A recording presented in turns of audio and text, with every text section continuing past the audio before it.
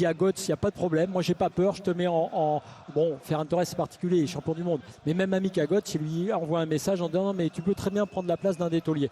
Je dirais que c'est un peu plus dur pour...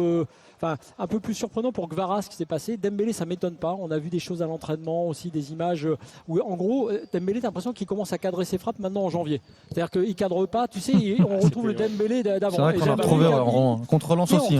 On retrouve le truc du Dembélé qui a les occasions sur un plateau, qui est un peu brouillon, qui est parfois un peu dilettante et qui n'est pas dans son match. Donc Dembélé commence sa saison plus tard, faut le savoir pour l'instant. Il était en vacances et je trouve que c'est une erreur là pour le coup. Mais Kvara aussi était pas bon sur leur première mi-temps.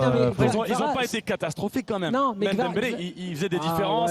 La finition n'est pas bonne, mais moi je l'ai trouvé, il était souvent côté droit, il faisait des différences. Il s'est fait manger par Aït Boudlal une fois, il a mis au-dessus. Oui, et puis les frappes, c'est vrai qu'il n'est pas autant disponible, il est pas autant disponible que d'habitude. La vraie déception, en revanche, c'est plutôt Kvara, parce que Kvara lui n'a pas d'excuse sur la fatigue, sur la prépa, et il a été plutôt très bon depuis que le PSG joue là depuis les contre Aston Villa matchs officiels. Ouais, tout à fait, mais là on sentait qu'il a du jus, qu'il a du gaz, et il a commencé, t'as raison Aurélien, plutôt bien, il était là. Mais derrière, il a un truc Kvara. Ouais, mais c'était pas assez.